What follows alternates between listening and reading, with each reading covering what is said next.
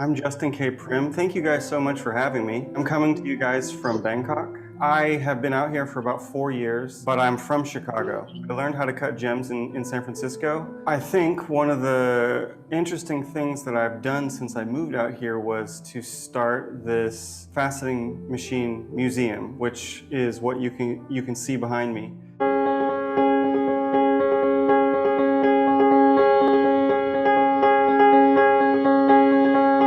This collection has kind of been a bit of an obsession of mine, I guess.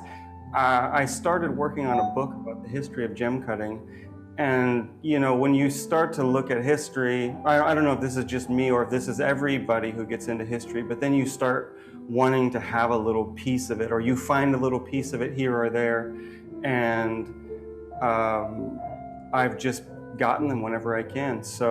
But top row here is all mass machines. So this is all kind of American or American style. And then second row down here is quadrant hand pieces, which I'll show you guys in a minute. The second row on the right side is Swiss hand pieces. Then the third row, the entire one is jam pegs. So the left ones are French, the right ones are German. And then I've got kind of a shelf of stones here that are not machines. And then this whole row is, well, the rest of the rows are all hand pieces, which are, for me, maybe my most favorite ones to collect, because they're small and they're usually easier to move around the world. But so I've got all different countries represented here. And then down on the floor, I've got the kind of the full-size machines that won't sit on the shelves. So I've got some Sri Lankan ones, some German ones. I've got a very old Ultratech over here. I've got a Vietnamese one. And then all the way on that side, if you can see it, is like just after World War II era American, very early, it looks like a tank. I'll show you guys that one in a minute. That's interesting, when you go around and you look at all the different cutting centers and see what's, there's so many things that are the same everywhere. Even looking at America versus India versus Sri Lanka, I mean, everyone's cutting the same patterns, everyone's cutting the same, everyone's trying to do the same thing, whether they're good at it or not. But everybody has angles and something like rotational index and something like a height depth control. But how they do it is different, or how they glue it, how they dop it, how they overcome the hurdles, like how do you get rid of scratches, how do you polish quartz when you only have a copper lap.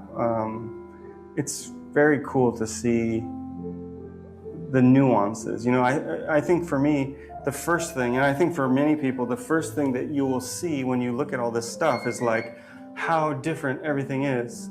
But now that I've been sitting with it for all these years, what I'm seeing is how much exactly the same all of it is, but the small nuances that really separate each culture and each style. It's so, those little things are what really excite me now. It's like, oh, how are they doing the transfer? This is always the most interesting thing. How are they transferring the stone? Do they have some machine, like a transfer block, or is it just by eye, or are they using two dops, or everybody has their own way.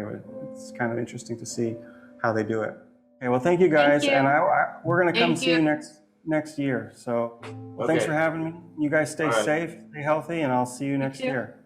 Okay. Thank you. Bye, Justin. Thank you.